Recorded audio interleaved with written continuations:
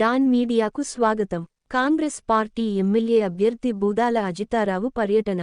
ప్రకాశం జిల్లా పుల్లలచెరువు మండలం వెంకటరెడ్డిపల్లి గ్రామంలో పర్యటించిన కాంగ్రెస్ పార్టీ ఎమ్మెల్యే అభ్యర్థి బూదాల అజితారావు ప్రతి ఇంటికి కాంగ్రెస్ పార్టీ ప్రవేశపెట్టిన 9 పథకాలను వివరించుకుంటూ ముందుకు సాగారు.